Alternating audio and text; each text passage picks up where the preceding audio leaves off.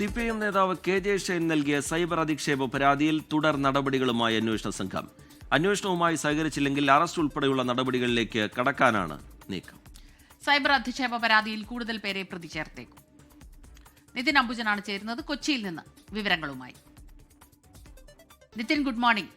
നിതിൻ, ഇന്നലെ ഇപ്പോൾ ഇതിന്റെ അന്വേഷണം കൂടുതൽ ഊർജിതമാക്കിയിട്ടുണ്ട്. പക്ഷേ ഒരു സഹകരണമില്ലായ്മ അനുഭവപ്പെടുന്നത് കൊണ്ടാണോ, കൃത്യമായ സഹകരണം ഇല്ലെങ്കിൽ അതിൽ കൂടുതൽ കർശനമായ നടപടികളിലേക്ക് കടക്കും എന്നുള്ള ഒരു വിവരം നമുക്ക് ലഭിക്കുന്നത്?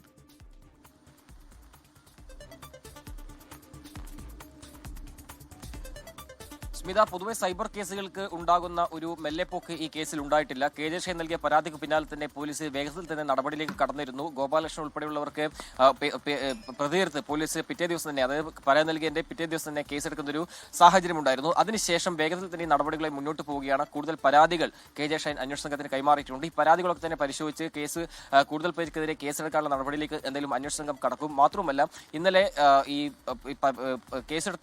കേസെടുത്തവരോട് ഇന്നലെ ഹാജരാകണം, KM ഷാജാനും അതോടൊപ്പം തന്നെ ഗോപാലകൃഷ്ണനും ഹാജരാകണമെന്ന നിർദ്ദേശം അന്വേഷണ സംഘം നൽകിയിരുന്നു. പക്ഷേ അന്വേഷണത്തോട് ഇതുവരെ അവർ സഹകരിക്കാത്ത സമീപനമാണ് സ്വീകരിച്ചിരിക്കുന്നത്. പോലീസ് അന്വേഷണത്തോട് ഇതുവരെ സഹകരിച്ചിട്ടില്ല. അവർ ഹാജരാകണമെന്ന് ആവശ്യപ്പെട്ടെങ്കിലും ഇരുവരും ഇന്നലെ ഹാജരാകാത്ത സ്ഥിതിയാണ് ഉണ്ടായത്. അതുകൊണ്ട് തന്നെ തുടർ നടപടിയിലേക്ക് കടക്കാനാണ് ഇപ്പോൾ അന്വേഷണ സംഘത്തിന്റെ തീരുമാനം.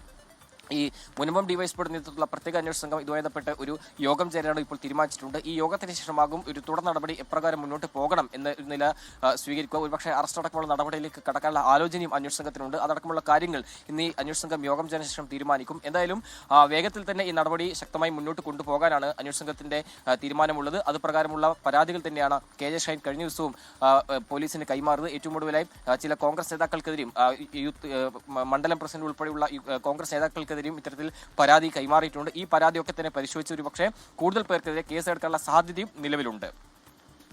ശരി, നിതിൻ അംബുജൻ കൊച്ചിയിൽ നിന്ന് വിശദാംശങ്ങൾ പങ്കുവയ്ക്കുകയായിരുന്നു. സൈബർ പ്രൊഫൈലുകൾ കേന്ദ്രീകരിച്ചുള്ള അന്വേഷണം പോലീസിന്റെ ഭാഗത്തു നിന്നുണ്ടാവുന്നുണ്ട്. ഇതിൽ എന്തെങ്കിലും തരത്തിലുള്ള ഗൂഢാലോചന ഉണ്ടായിട്ടുണ്ടോ, അതിൽ ആർക്കെങ്കിലും പങ്കാളിത്തമുണ്ടോ എന്നുള്ള കാര്യങ്ങളിലൊക്കെ വിശദമായ വിവരങ്ങൾ തേടുക എന്നതിലേക്കാണ് അന്വേഷണ സംഘം കടക്കുന്നത്. അതിന്റെ ഭാഗമായുള്ള നടപടികളാണ് ഏറ്റവും ഒടുവിലായി ഉണ്ടാവുന്നത്. നിതിൻ അംബുജൻ വിശദാംശങ്ങൾ കൊച്ചിയിൽ നിന്ന് പങ്കുവയ്ക്കുകയായിരുന്നു. ലോകത്തെവിടെയായാലും ഏത് സമയത്തും 24 വാർത്തകളും ഓഗ്മെന്റഡ് റിയാലിറ്റി പാക്കേജുകളും എക്സ്പ്ലെയിനറുകളും വിശദമായി കാണാൻ ഞങ്ങളുടെ യൂട്യൂബ് ചാനൽ നിങ്ങൾക്ക് സബ്സ്ക്രൈബ് ചെയ്യാം.